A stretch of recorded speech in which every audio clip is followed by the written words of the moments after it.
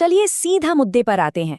Financial year 2025-26 का tax season बस आने ही वाला है और सच कहें तो ये हमेशा थोड़ा कॉम्प्लिकेटेड होता है। नए नियमों और बदलते कानूनों के बीच टैक्स फाइलिंग की इस भूल भुलैया से गुजरने के लिए एक बहुत ही साफ और स्ट्रक्चर्ड रोड मैप की जरूरत होती है। आज के इस एक्सप्लेनर में हम इन्हीं सारी उलझनों को पूरी तरह से सुलझाने वाले हैं। सवाल बड़ा ही सिंपल है ना? क्या इस टैक्स सीजन के लिए हमारी तैयारी पूरी है? जवाब जो भी हो, ये हमारे फाइनेंशियल हेल्थ के लिए बेहद अहम है। टैक्स पेयर्स और बिजनेसेस को भारी भरकम पेनल्टी और लेट फीस से बचाने का सिर्फ एक ही तरीका है, सही समय पर सही तैयारी।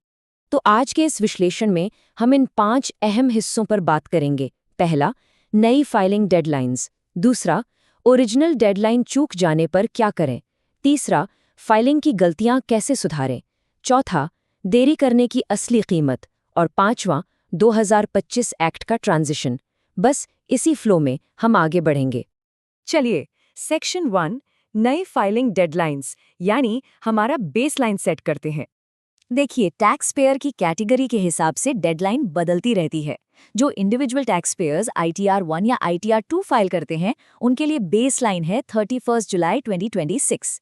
वहीं नॉन ऑडिट केस वाले ITR 3 और ITR 4 के लिए 31 अगस्त का समय तय है। अगर केस में ऑडिट जरूरी है तो डेडलाइन खिसक कर 31 अक्टूबर हो जाती है। और जो बिजनेसेस ट्रांसफर प्राइसिंग जैसी इंटरनेशनल या स्पेसिफाइड डोमेस्टिक ट्रांजैक्शन करते हैं, उनके लिए 30 नवंबर 2026 का समय तय किया गया है। यहाँ एक बड़ा अपडेट सामने आया है। बजट 2026 ने नॉन ऑडिट ITR 3 और ITR 4 फाइल करने वालों को थोड़ी एक्स्ट्रा मोहलत दी है। अब इनके लिए 31 अगस्त 2026 तक का समय है, जिसका सीधा मतलब है कि पेपर्स और हिसाब किताब को व्यवस्थित करने के लिए थोड़ा और ब्रीदिंग रूम मिल गया है। आगे बढ़ते हैं सेक्शन 2 पर, ओरिजिनल डेडलाइन चूक जाना यानी ग्रेस पीरियड को समझना। मान लीजिए किसी वजह से डेडलाइन मिस हो गई, तो क्या सब खत्म? बिल्कुल नहीं। टैक्स सिस्टम एक सेफ्टी नेट देता है जिसे बिलीटेड रिटर्न कहते हैं। ये उन लोगों के लिए एक तरह का बैकअप प्लान है जिनसे मूल तारीख मिस हो गई हो। लेकिन एक बात बिल्कुल क्लियर होनी चाहिए, फाइनेंशियल ईयर 2025-26 के लिए यह सेफ्टी नेट असेसमेंट ईयर के 31 दिसंबर यानी 31 दिसंबर 2026 को हमेशा के लिए बंद हो जाएगा। अब आते हैं सेक्शन 3 पर, फाइलिंग की गलतियां सुधारना यानी करेक्शन का रास्ता। अब सोचिए, रिटर्न तो एकदम टाइम पर भर दिया, लेकिन कुछ दिन बाद अचानक याद आता है कि कोई बड़ी गलती हो गई है। ये सच में बहुत स्ट्रेसफुल होता है ना? टैक्स के मामले में एक छोटी सी चूक भी रातों की नींद उड़ा सकती है। लेकिन अच्छी खबर यह है कि इसका भी एक पक्का समाधान मौजूद है। इसे रिवाइज्ड रिटर्न कहते हैं। बजट 2026 ने ओरिजिनल रिटर्न की गलतियां सुधारने की इस विंडो को एक्सटेंड कर दिया है। पहले जो डेडलाइन 31 दिसंबर तक हुआ करती थी, उसे बढ़ाकर अब अगले साल के 31 मार्च तक कर दिया गया है। मतलब अब अपनी गलतियों को सुधारने के लिए काफी ज्यादा टाइम मिल रहा है। चलिए इसे एक रियल लाइफ सिचुएशन से समझते हैं। मिस्टर एक्स ने बहुत ही प्रोएक्टिव होकर 30 जून को ही अपना टैक्स रिटर्न फाइल कर दिया। लेकिन 1 अगस्त को उन्हें एहसास हुआ, अरे एक बहुत जरूरी डिडक्शन तो क्लेम करना ही भूल गए। नए नियमों की बदौलत अब वे बिना किसी टेंशन के 31 मार्च 2027 तक अपना रिवाइज्ड रिटर्न फाइल कर सकते हैं। लेकिन यहाँ 2 अलग अलग कॉन्सेप्ट्स हैं जिन्हें समझना बहुत जरूरी है, रिवाइज्ड रिटर्न और अपडेटेड रिटर्न।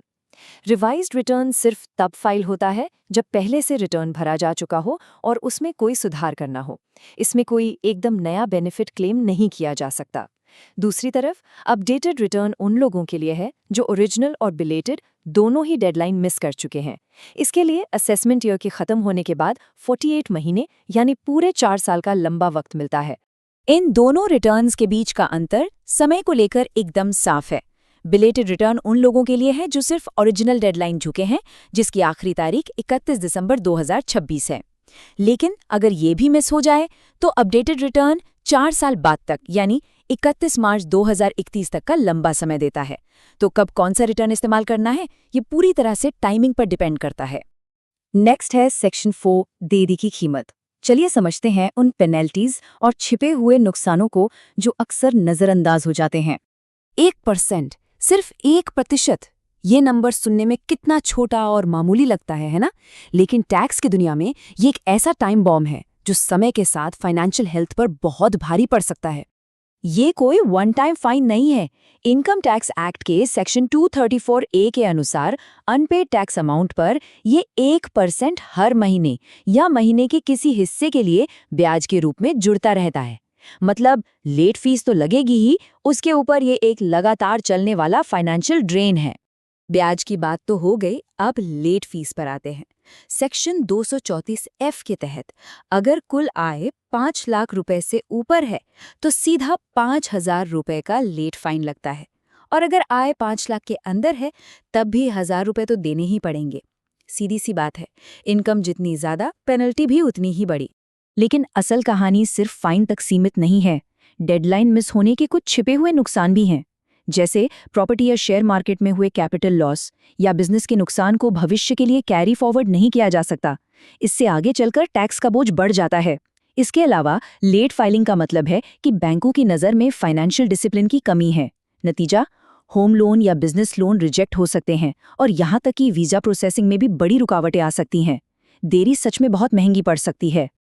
और अब हमारा आखिरी सेक्शन 5, 2025 एक्ट का ट्रांजिशन और ये वैधानिक बदलाव। यहाँ एक बहुत ही क्रूशियल, मतलब बेहद ज़रूरी बारीक बात है जिसे ध्यान से समझना होगा।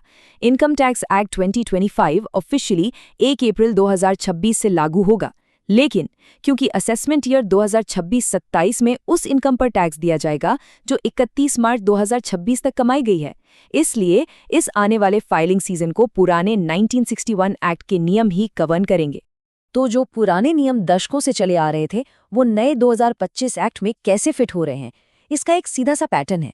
लेट फाइलिंग का ब्याज जो पहले सेक्शन 234A था, वो अब सेक्शन 423 बन जाएगा। Late filing fees section 234F से सेक्शन 428 में बदल जाएगी। बिलेटेड रिटर्न 139(4) से 263(4) और रिवाइज्ड रिटर्न 139(5) से 263(5) हो जाएगा। भले ही सेक्शन नंबर बदल रहे हैं, लेकिन काम करने का बुनियादी तरीका वही रहेगा। तो इस एक्सप्लेनर के अंत में सबसे बड़ा सवाल यही उठता है, 2025 के इस नए टैक्स युग में करदाता अपना फाइनेंशियल डिसिप्लिन कैसे बनाए रखेंगे? भारत अब 1961 के पुराने कानूनों से बाहर निकलकर एक नए, ज्यादा स्ट्रक्चर्ड दौर में कदम रख रहा है। ये सिर्फ कानूनों का बदलाव नहीं है, बल्कि हमारे फाइनेंशियल हैबिट्स का एक नया टेस्ट है। इस ट्रांजिशन के लिए अभी से प्रोएक्टिव रहना और रिकॉर्ड्स को मेंटेन करना ही समझदारी है, क्योंकि नियम बदल सकते हैं, लेकिन तैयारी का कोई विकल्प नहीं है।